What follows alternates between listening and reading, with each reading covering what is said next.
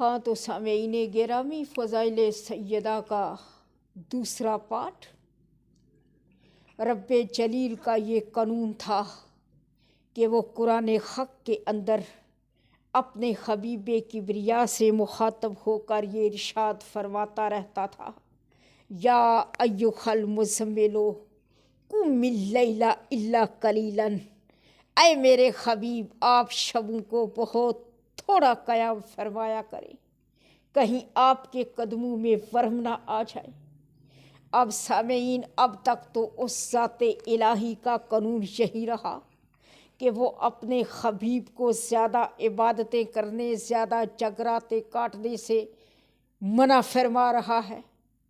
اور اپنے حبیب کے آرام کا خیال رکھ رہا ہے۔ لیکن جیسے ہی 20 جمادی الثانی کو آغوش صدیقہ کائنات سرکار خدیجۃ الکبریٰ کے اندر میری ملکہ طہارت صدیقہ طاہرہ فاطمہ الزہرا صلوات اللہ تعالی علیہا کا پاک نزول قرآن بن کر ہوتا ہے، اس وقت اس کے قوانین ہی بدل جاتے ہیں اور وہیں اپنے الہی قانون اس طرح سے اپنے حبیب کبریا کو سناتا ہے۔ وہ فوراً بول پڑتا ہے، فَصَلِّ لِرَبِّكَ وَانْحَرْ، اے میرے حبیب اپنے رب کی نماز پڑھ اور قربانی دے، اپنے رب کی نماز پڑھ اور قربانی دے، اپنے رب کی نماز پڑھ اور قربانی دے۔ یعنی یہ سیدہ کوئی حقیقت اتنی عظیم تھی، کوئی نعمت ہی کثیر الکثیر تھی کہ اب آپ کے نزول پر،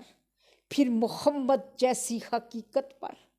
محمد جیسے حبیب کبریا پر سجدہ ہائے شکر واجب ہو جاتا ہے۔ تو پھر سوچنے کی بات یہ ہے کہ جب محمد جیسی حقیقت کے صحن میں فاطمہ جیسی حقیقت کا نزول ہو جائے تو محمد پر سجدہ شکر واجب ہو جاتا ہے، نماز اور قربانی واجب ہو جاتی ہے۔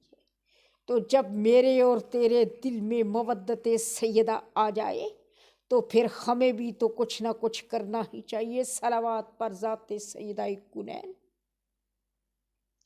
سامعین گرامی، تاریخ بتاتی ہے کہ جب کبھی مادر حسنین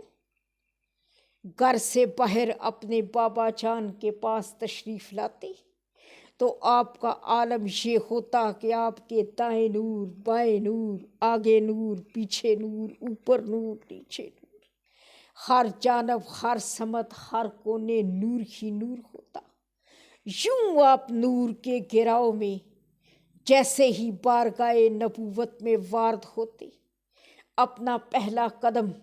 در نبوت کے اندر رنجا فرماتے تو اس وقت کیا ہوتا؟ قد قائمت و رسالت، کل کی کل رسالت استقبال سیدہ کے لیے اٹھ کھڑی ہوتی، نبیوں کا نبی، پیغمبروں کا پیغمبر، اولی الامروں کا اولی الامر مسند چھوڑ کر کھڑے ہو کر وجود سیدہ کا استقبال فرماتے۔ اس وقت دیکھنے والے حیران ہو کر پوچھتے، لما قد قامت یا جد الحسنین، اے نانا حسنین کیوں اٹھ کھڑے ہوئے؟ اس وقت آواز رسالت آتی، لوگوں میری بطول تشریف لا رہی ہے۔ صلوات پر ذات بطول العذرا۔ سامعین گرامی، انگلی کے ایک ہی اشارے سے در حیبر کو اٹھا دینے والے حیبر شکن، اور ایک ہی انگلی کے اشارے سے سورج کو مشرق سے طلوع اور مغرب میں غروب فرما دینے والے ناظم و نظم کائنات، پورے عالمیان کو ہاتھ کی ہتھیلی پر رکھ کر چلانے والے ذوالجلال بادشاہ ایک روز منبر حق پر وجود کبریائی لیے ہوئے تشریف فرما تھے اور ایک خطبہ ارشاد فرما رہے تھے۔ دوران خطبہ کیا ہوتا ہے کہ آپ انگلی کو یوں سرکل میں گھماتے ہیں، دیکھنے والے پوچھتے ہیں، ما ھذا یا مولا، یا مولا یہ کیا فرما رہے ہیں؟ اس وقت آوازیں ولایت آتی ہے، لوگوں مخلوقات میں رزق تقسیم کر رہا تھا، کائنات میں رزق بانٹ رہا تھا۔ سامعین، وہی قسیم اور رزق بادشاہ جب اپنے گھر واپس تشریف لاتے ہیں تو پکار کر فرماتے ہیں، ایجا تو حل فاطمہ تو آئینہ تو آمی، اے فاطمہ، اے مادر حسنین، میرا کھانا کہاں ہے؟ سامعین گرامی، وہ مالک و مختار فرماتا ہے، الکوثر الموتات الفاطمہ زہرا صلوات اللہ تعالی علیہا، اے میرے حبیب، ہم نے جو آپ کو یہ کوثر عطا فرمائی، یہ کوئی چشمہ نہیں بلکہ یہ فاطمہ زہرا صلوات اللہ تعالی علیہا ہے۔ تو سامعین گرامی، اس رب جلیل نے اس خاندان رسالت کو ہر شے دے کر فقط اتنا فرمایا کہ یہ سب کی سب عطا ہے، جبکہ نزول سیدہ کے بعد وہ پکار کر فرمایا کہ یہ عطا نہیں بلکہ عطا ہے، کیونکہ عطا اور عطا میں فرق یہ ہے کہ اگر کسی کو اس کے حق کے عین مطابق دیا جائے تو وہ عطا ہے، یعنی اس کا حق ہے، اور اگر اسے حق سے کچھ زیادہ دے دیا جائے، زیادہ نواز دیا جائے تو وہ عطا ہے، یعنی حق سے زیادہ ہے۔ جیسے اگر کسی مزدور کی مزدوری ہے 600 روپے، اگر تو آپ اسے فقط 600 ہی دیں تو یہ عطا ہے، اس کا حق بنتا ہے، اور اگر آپ اسے 650 یا پورے 700 ہی دے دیتے ہیں تو یہ اب عطا نہیں عطا ہے، یعنی اس کے حق سے زیادہ ہے۔ جہاں تک خاندان رسالت کی بات ہے، وہی باری تعالیٰ آگے چل کے قرآن حق میں فرماتا ہے، اِذَا رَأَیْتَ ثُمَّ رَأَیْتَ نَعِیمًا وَمُلْکًا کَبِیرًا، لوگوں دیکھو نا، میں نے خاندان رسالت کو، خاندان نبوت و ولایت کو، خاندان تطہیر کو، پاک بطول کے گھرانے کو، دنیا کی آخرت کی جنت کی 18,000 عالمین کی حکومتیں دے کر، اختیارات دے کر فقط یہ فرمایا ہے کہ یہ عطا ہے، یعنی تمہارا عین حق ہے۔ لیکن جیسے ہی میں نے اس گھرانے میں اپنی بطول جیسی حقیقت کا نزول فرمایا، میں نے فرمایا انا اعطیناک الکوثر۔ تو سامعین گرامی، ایک دفعہ کسی کرسچن مجتہد اور شیعہ عالم کا مناظرہ ہوا، جس میں کرسچن مجتہد نے بڑے چیلنج کے ساتھ کہا کہ دیکھو بھائی، ہماری خاتون مریم بنت عمران افضل ہے تمہاری خاتون عالیہ فاطمہ بنت محمد سے، اور اس کی دلیل یہ ہے کہ اس اللہ رب العزت نے اپنی کتاب حق قرآن مجید کے اندر ہماری خاتون مریم کا اسم گرامی کوئی 2 درجن سے بھی زیادہ لیا، اور آپ کی خاتون عالیہ فاطمہ بنت محمد کا اسم گرامی تو 1 دفعہ بھی نہ لیا۔ اس پر شیعہ عالم نے مسکرا کر کہا، سر لگتا ہے کہ آپ کا واسطہ کبھی بادشاہوں کے درباروں سے نہ پڑا ہوگا،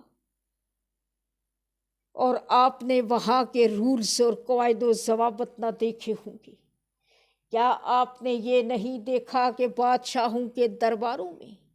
بادشاہ کنیزوں کے نام تو بار بار اور بڑے فخر سے پکار کر لیتے ہیں، مگر انہوں نے کبھی شہزادیوں کا نام تو اپنی زبان پہ نہیں لایا؟ یہی وجہ ہے کہ اس بادشاہ مطلق العنان نے بھی مریم خاتون کا نام بار بار اس لیے لیا کیونکہ وہ کنیز سیدہ تھی، اور ہماری شہزادی کنین ملکہ طہارت کا اسم گرامی 1 دفعہ بھی اس لیے نہ لیا کیونکہ آپ مریم الکبریٰ تھی، فخر مریم تھی، سیدات المریم تھی۔ دوسرا یہ کہ مریم خاتون نے عالمین کو فقط 1 معصوم بیٹا عطا فرمایا، جو فقط آدم ذات اندھے کو بینا کر سکا۔ اس کے پاس معجزہ تھا کہ وہ ہاتھ پھیر کر مادر ذات اندھے کو بینا کر دیتا، کوڑی اور برس کے مریض کو اچھا کر دیتا، لیکن جو بھی تھا اس کی شفا فقط آدم ذات بشر تک محدود رہی۔ وہ کہیں ملائکہ عرش کو تو شفا نہ دے سکا، لیکن جہاں تک ہماری بطول العذراء کا تعلق ہے، آپ نے عالمین کو 3 مشکل کشا بیٹے عطا فرمائے، کیونکہ حضرت عباس بھی تو ابن سیدہ ہے، اور پاک بطول نے اپنی جگیر فدق سے متعلق وصیت میں یہ درج کروایا کہ دیکھو اگر کبھی میرا فدق آزاد ہو جائے تو اس سے میرے بیٹے عباس اور اس کی اولاد کو بھی حصہ ملے، کیونکہ حضرت عباس میرے بیٹے ہیں۔ اور بطول کے ان 3 مشکل کشا بیٹوں نے فقط نوع بشر کو شفا نہ دی، فقط آدم زادوں کو شفا نہ دی، بلکہ آپ نے عرشی مخلوقات کو بھی شفائیں دی۔ 6000 سال سے پڑا ہوا پرکٹا فطرس فقط میرے آقا شبیر علیہ الصلاۃ والسلام کے جولے سے مس ہو کر شفا اس لیے لے جاتا ہے تاکہ صبح قیامت تک آنے والی بنی نوع انسان اس کے بیٹے علی اصغر کے جولے سے مس ہو کر شفا لیتی رہے۔ تو سامعین گرامی، حاصل نتیجہ یہ ہے کہ ان کو ماننا ہے، ان کو سوچنا نہیں۔ جس نے ان کو مانا وہ سلیمان بنا، جس نے ان کو سوچا وہ مروان ملعون بنا۔ سوچنے کی بات یہ ہے کہ جب ان کی برابری وہ نہ کر سکے